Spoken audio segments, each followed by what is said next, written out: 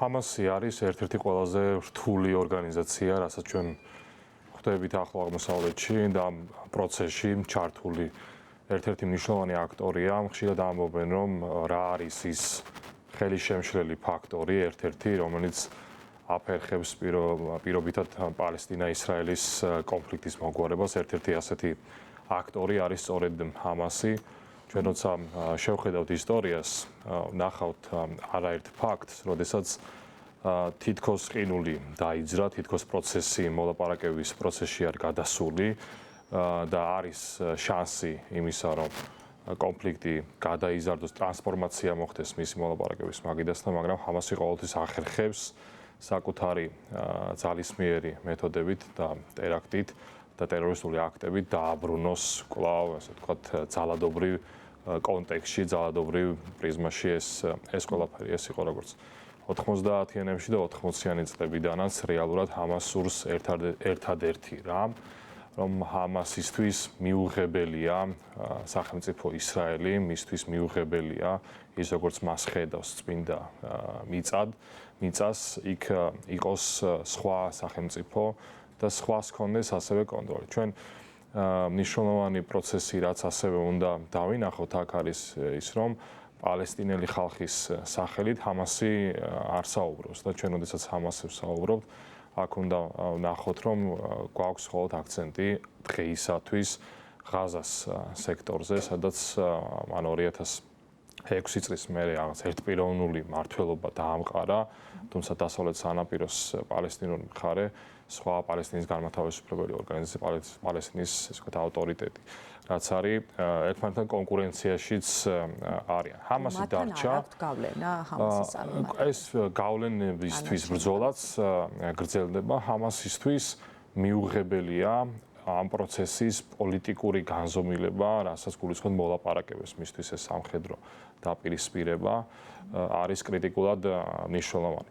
და ჩვენ ამის გავლენას უკვე ვხედავთ, ამის შედეგსაც ვხედავთ, ხო? თუ კი ჩვენ ბოლო 10 წლის მანძილზე, ან თუნდაც ბოლო წლების მანძილზე, რაც დავინახეთ ისრაელსა და არაბულ სახელმწიფოებს შორის მოლაპარაკების პოტენციალი, ამ შაბათის დღის მოვლენების შემდეგ ეს პოტენციალი, ჩემი აზრით, ამ დროისთვის დამარხულია და ამ დროისთვის არანაირი მოლაპარაკების რესურსი ან რაიმე ტიპის გაღრმავების ურთიერთობის რესურსი ისრაელსა და არაბულ სახელმწიფოებს შორის აღარ ჩანს და რატომ ხდება ეს ყველაფერი? კითხვა რაც დაისვა არის ის, რომ რატომ დაიწყო ჰამასმა ასეთი აგრესიით და ასეთი სამიზნეში ამოღებით, ხო, სამოქალაქო პირების, ჩვენ ვიცით, რომ ჰამასი არის ძალიან იერარქიული ორგანიზაცია, იმპროვიზაციისთვის ის ადგილს არ ტოვებს მისი წევრებისთვის, ამიტომ საკმაოდ ისეთი გათვლილი სტრატეგია და ტაქტიკა იყო, რომ მათ აერჩიეს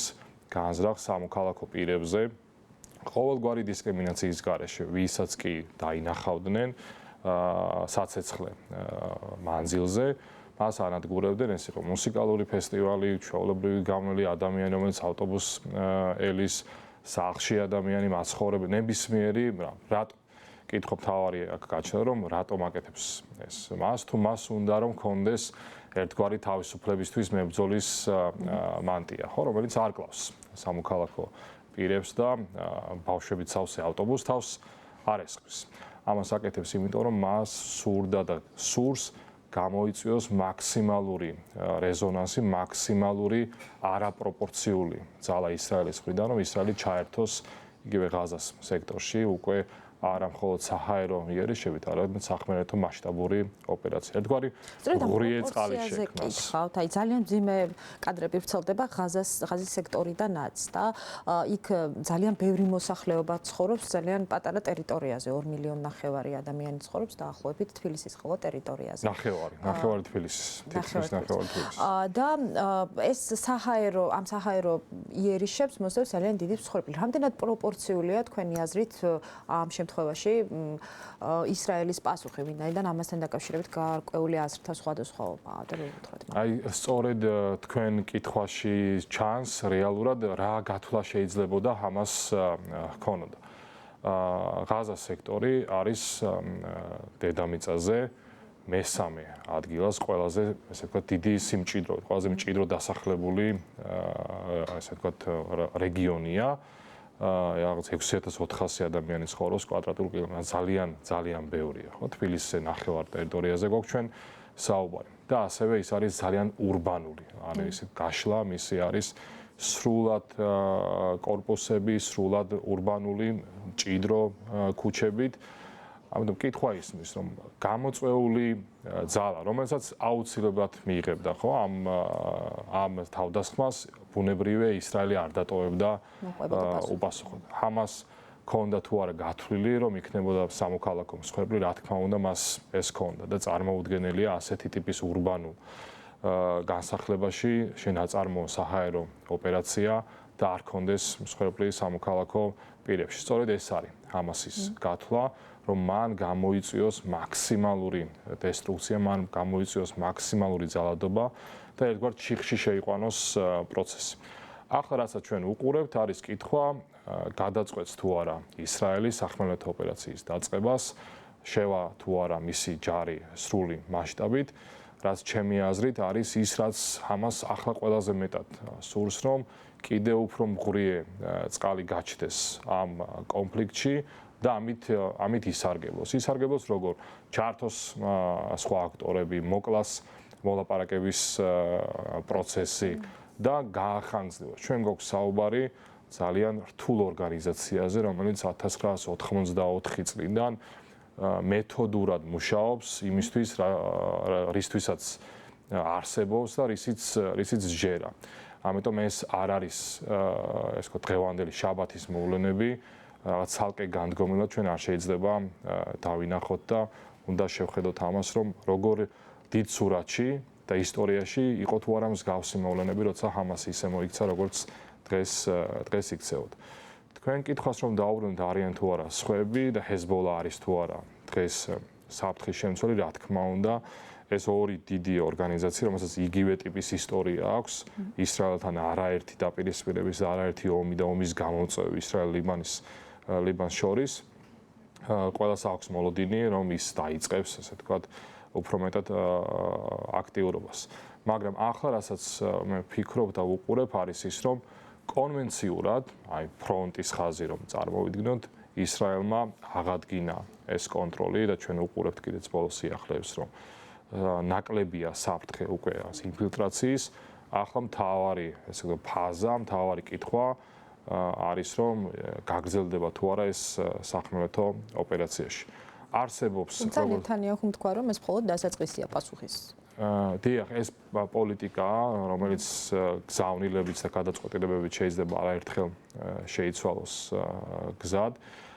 ღაზა სექტორში არის სხვა ორგანიზაციების, რომელსაც უფრო ლოკალური გავლენა აქვს, მას არ აქვს ისეთი მასშტაბი, რომ დიდ სურათზე ზეგავლენა იქონიონ, იმიტომ რომ დღეს ღაზა სექტორის ერთპიროვნული, ასე ვთქვათ, მაკონტროლებელი, 20 მისი გასამხედროებული ბრიგადების ჩათვლით არის ჰამასი.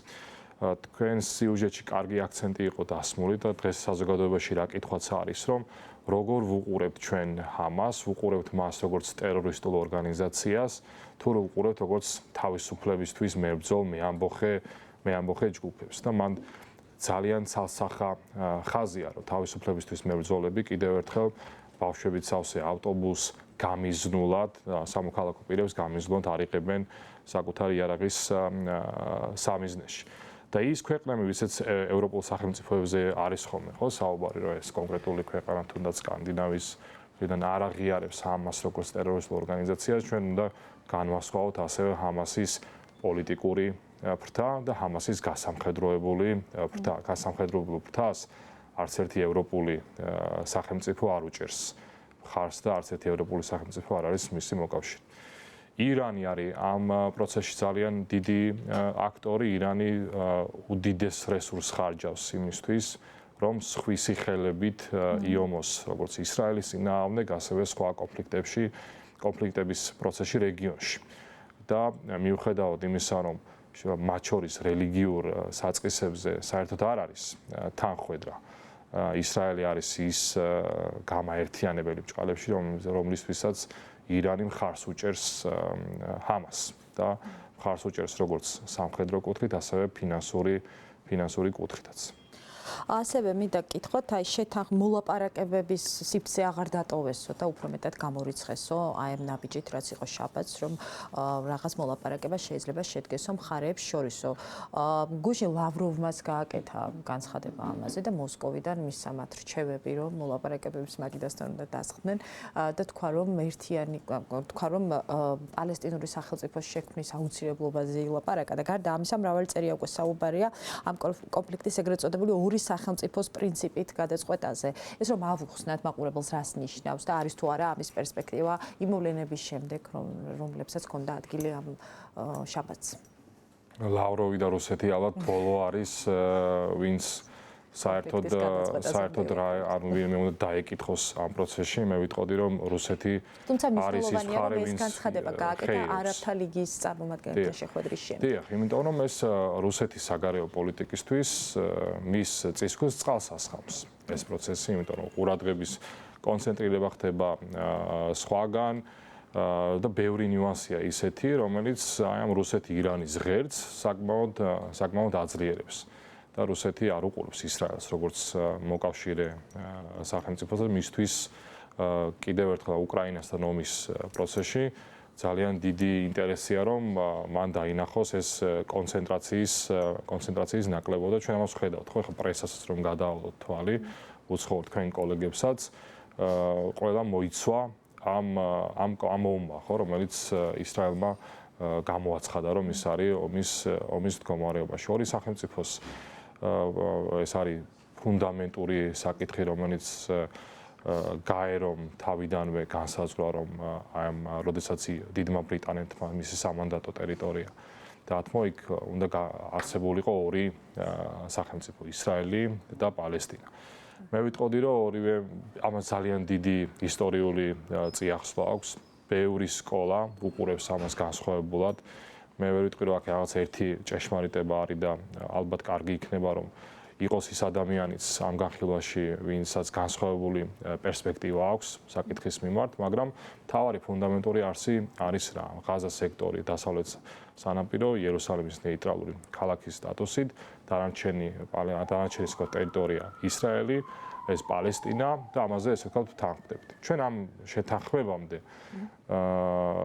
ფაქტობრივად იყო მომენტები, როცა მივედით, იყო მომენტი, როდესაც უკვე ოსლოს შეთანხმებითაც, სხვა შეთანხმებითაც პალესტინის განმათავისუფლებელმა ორგანიზაციამ ისრაელი ცნო როგორც ლეგიტიმური სახელმწიფო, სხვა არაბული სახელმწიფოებიც ამ პროცესში ბუნებრივია ჩაერთვენ ეს არ იყო მშვიდობიანობით მოტანილი პროცესი, ხშირად ამას თან ახლდა და წინ უძღოდა ძალიან დიდი ომები, რომელიც არაბულმა სახელმწიფოებმა გააჩაღეს ისრაელის წინააღმდეგ. ჰამასისთვის ორი სახელმწიფოს იდეა არ არსებობს. ეს არის ძალიან მარტივი მოცემულობა, რომელსაც ჩვენ ვუყურებთ. ამიტომ მე ვერ ვხედავ ჰამასთან მოლაპარაკების რესურსს, როცა მხარე შენ არსებობას არ ცნობს. ანუ შენ ესე ვთქვათ, უფლებას რომ ამ ტერიტორიაზე იყო, არ ცნობს. რა თქმა უნდა, ჩიხშია და როდესაც ჩვენ დავინახეთ, რომ ისრაელი გამოვიდა ღაზას სექტორიდან და ჰამასმა ვერ ვიტყვით ეს თავისუფალი არჩევნები იყო და ასე ვთქვათ, საარჩევნო ყუთთან გაიმარჯვა და ამ სამოქალაქო ომიც მოყვა შემდეგ ჰამასის გალიდერებას ღაზას სექტორში. მან რეალურად ძალიან ჩიხში შევიდა ეს პროცესი და ვხედავთ რომ წლების განმავლობაში დიდი დრო რო არ წააგო წლების განმავლობაში ეს ესკალაცია თავს იჩენს მაშინ როცა ჩდება პოტენციალი არაბულ სამყაროსა და ისრაელს შორის ურთიერთობების ნორმალიზების